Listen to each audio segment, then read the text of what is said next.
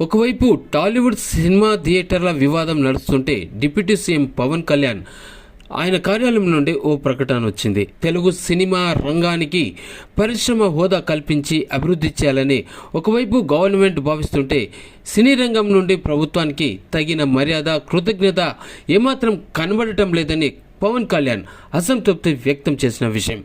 ఇక వ్యక్తిగత విజ్ఞప్తులు కాకుండా సంఘటితంగా రావాలని కూడా ఆయన సూచించారు. ఇక త్వరలోనే సినిమా అభివృద్ధి పాలసీ రానున్నదని కూడా చెప్పారు. టాలీవుడ్లో గత కొన్ని రోజులుగా సినిమా థియేటర్ల వివాదంపై చర్చలు జరుగుతున్న టైంలో డిప్యూటీ సీఎం పవన్ కళ్యాణ్ నుంచి ఈ ప్రకటన వచ్చింది. ఇక ఎన్డీఏ కూటమి ప్రభుత్వం ఏర్పాటు ఏడాది కావస్తున్న ముఖ్యమంత్రి చంద్రబాబు నాయుడిని తెలుగు సినిమా సంఘాలు ఒక్కసారి కూడా మర్యాదపూర్వకంగా కలవలేదన్నారు.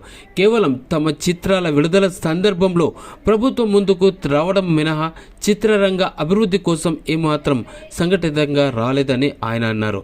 ఇక అందరూ కలిసి రావాలని ఉప ముఖ్యమంత్రి పవన్ కళ్యాణ్ సూచించారు.